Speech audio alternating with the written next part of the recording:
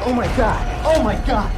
Movie की start में हम देखते हैं कि कोई आदमी एक लाश के साथ में इंटीमेट हो रहा है, जिसके बाद में वो मॉर्ग से निकल जाता है। अब हमें सैम नाम की एक लड़की को दिखाया जाता है। सैम अपने फ्रेंड एलिस के घर में पार्टी के लिए जा रही होती है और जाने से पहले वो अपनी गर्लफ्रेंड निक्की से साथ चलने के लिए पूछती है, मगर उनके रिलेशनशिप में छोटी मोटी दिक्कत होने के कारण निक्की उसके साथ में नहीं आती है। सैम पार्टी में पहुंचती है जहां एलिस उसे देखकर बेहद खुश होती है। एलिस उसे निक्की के साथ में न आने के बारे में पूछती है, जिसके बाद में सैम इसका कुछ भी जवाब नहीं देती है। इसके बाद में एलिस सैम के लिए ड्रिंक लेने के लिए चली जाती है। सैम को दूसरी साइड में एक आदमी बार बार नोटिस कर रहा होता है और ये आदमी वही होता है जो हमें मॉर्ग में दिखाया गया था। अब यहाँ पर सैम के स्कूल का फ्रेंड राइली आता है। राइली सैम को पसंद करता है, हालांकि राइली को पता होता है कि सैम एक लेस्बियन है। एलिस सैम को जबरदस्ती ज्यादा ड्रिंक करवा देती है। सैम जब फोन पर निक्की से बात कर रही होती है, तब इसी दौरान वही अनजान आदमी सैम के पास में आकर उसके साथ में कुछ चांस मारने लगता है। सैम उससे बताती है कि उसे लड़कों में कोई इंटरेस्ट नहीं है, उसकी कोई और गर्लफ्रेंड है। वो अनजान आदमी जब उसके यहाँ पर अकेला आने के बारे में पूछता है तो सैम गुस्सा होकर उस आदमी के कार में जाकर उसके साथ में इंटीमेट हो जाती है।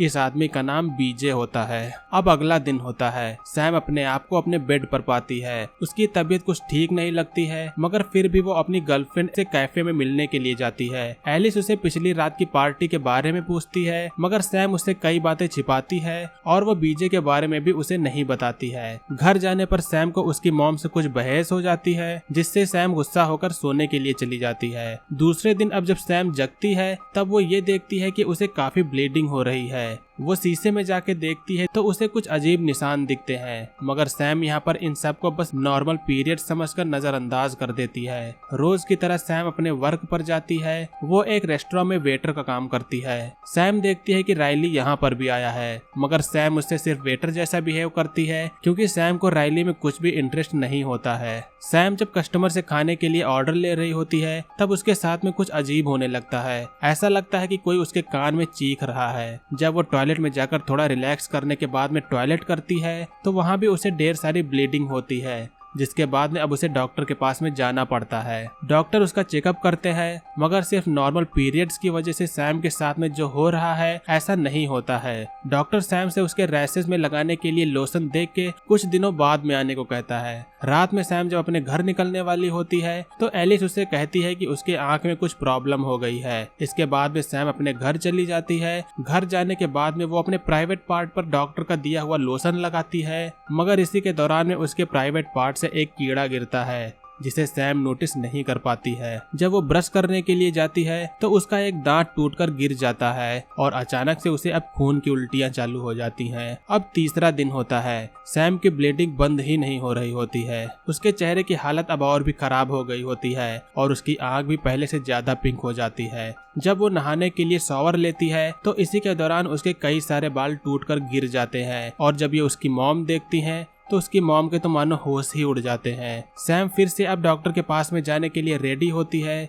जब वो अपने बॉस से अचानक से इस बात के लिए अपने काम से छुट्टी मांगती है तो उसका बॉस छुट्टी देने से मना कर देता है और कहता है कि तुम्हें अभी यहाँ आना होगा, बाद में मैं तुम्हें किसी से रिप्लेस कर दूंगा। रेस्टोरेंट में जाने पर जब एलिस वहाँ पर काम कर रही होती है तो उसका बॉस उसके पास में आकर उसके बारे में पूछता है और जब उसे सैम की खराब हालत के बारे में पता चलता है तब वो सैम को जाने के लिए लीव दे देता है। सैम के नाखून भी टूटकर अलग होने लगते हैं और उसका दांत टूटकर कस्टमर के खाने में मिलता है। सैम सीधा अब बिना देरी किए हुए डॉक्टर के पास में जाती है। वो वेटिंग रूम में बैठकर अपने अपॉइंटमेंट का इंतजार करती है। तभी इसी के दौरान में उसे एलिस का कॉल आता है। एलिस सैम से बताती है कि पुलिस उसे पूछताछ के लिए आई थी और वो लोग उस दिन की पार्टी के बारे में बात कर रहे थे। उन्हें एक आदमी की तलाश है जिसका नाम बीजे है। एलिस उससे पूछती है कि क्या तुम उसके संपर्क में आई थी, मगर सैम एलिस को सच बात नहीं बताती है और तब तक सैम का नंबर आ जाता है। सैम डॉक्टर को पूरी बात बताती है। वो ये भी बताती है कि 2 दिन पहले एक आदमी के साथ में वो इंटीमेट हुई थी जिसमें उसने प्रोटेक्शन यूज नहीं किया था। डॉक्टर कहता है कि ये हो सकता है कि कोई सेक्सुअल ट्रांसमिटेड डिसीज हो, मगर पूरी बात का पता तो केवल रिपोर्ट्स आने के बाद में ही पता चलेगा।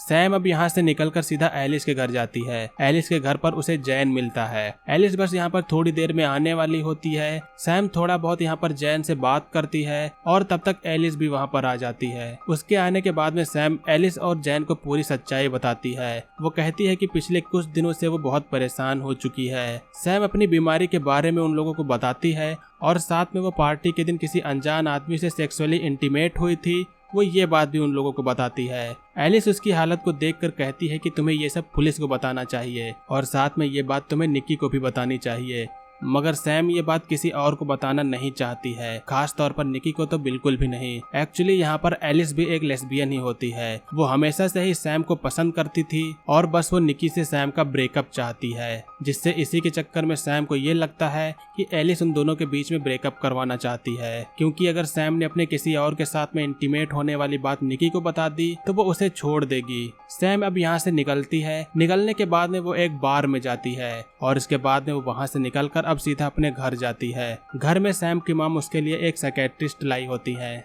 मगर सैम को कोई भी साइकियाट्रिस्ट नहीं चाहिए। उसकी मॉम उसे जबरदस्ती करती है, जिसके बाद में सैम अपनी हालत उस डॉक्टर को दिखाती है। इसे देखने के बाद में डॉक्टर हैरान हो जाता है और बाद में वो यहाँ से चला जाता है। सैम अब अपने घर से निकलकर निकी के घर जाती है। वो उसके दरवाजे पर पहुंचकर उसे कॉल करती है, मगर निकी अपने घर से नहीं निकलती है। निकी को यहाँ पता चल चुका होता है कि सैम दूसरे के साथ में फिजिकल हुई थी, जिसके बाद वो उसे गुस्सा होकर उससे ब्रेकअप कर लेती है। सैम को अब यहाँ पर बेहद ही ज्यादा गुस्सा आता है, जिससे वो दरवाजे को तेजी से खोलती है तो निकी की नाक टूट जाती है। सैम इतना ज्यादा गुस्से में होती है कि वो निकी का गला दबाकर उसे मार देती है। अब सैम यहाँ से निकलकर सीधा एलिस के घर जाती है। सैम चिल्ला के एलिस से कहती है कि उसने ये बात निकी को क्यों बताई। वो ये भी कहती है कि तुम हमेशा से हमारा ब्रेकअप चाहती थी, अब मैंने उसे छुटकारा पा लिया है, अब मैं तुम्हारी हूँ। एलिस समझ जाती है कि कुछ गड़बड़ है। वो अंदर जाके चाकू ले लेती है, मगर सैम उसके पास में आकर उससे इमोशनली रिएक्ट करने लगती है, जिसके बाद में दोनों लोग अब यहाँ पर किस करना शुरू कर देते हैं। मगर यहाँ पर इसी के दौरान सैम को खून की उल्टी हो जाती है और जब एलिस ये देखकर उससे भागती है तो सैम एलिस के गर्दन पर काट लेती है और एलिस की भी यहाँ पर मौत होती है। सैम अब फिर से अकेली हो चुकी होती है। वो अपने फोन से अब राइली के पास में कॉल करती है और राइली को वो एलिस के घर पर कुछ बात करने के लिए बुलाती है। जब तक राइली यहाँ पर आता है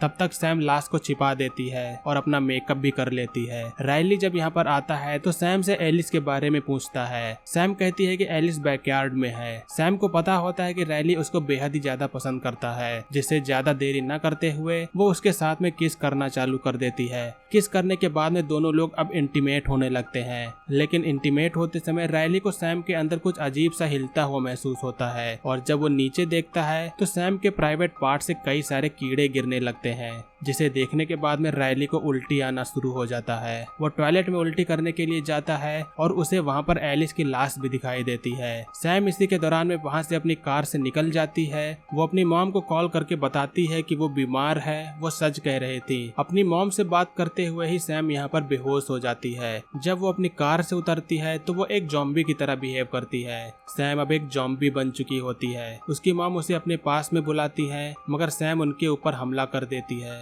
और यहीं पर मूवी का एंड होता है। सो दोस्तों, ये थी हमारी 2013 की एक हॉरर ड्रामा मूवी, जिसमें हमें एक ज़ॉम्बी की स्टोरी को देखने को मिला। मूवी का नेम है कॉन्ट्रैक्टेड। उम्मीद करता हूँ कि आप लोग को मूवी का एक्सप्लेनेशन पसंद आया होगा। मूवी का एक्सप्लेनेशन पसंद आया हो तो वीडियो को लाइक करिएगा, चैनल पर नए हो तो सब्सक्राइब करिएगा। आज की वीडियो के लिए बस इतना ही, मिलेंगे अगली वीडियो में। तब तक के लिए बाय, जय हिंद, वंदे मातरम।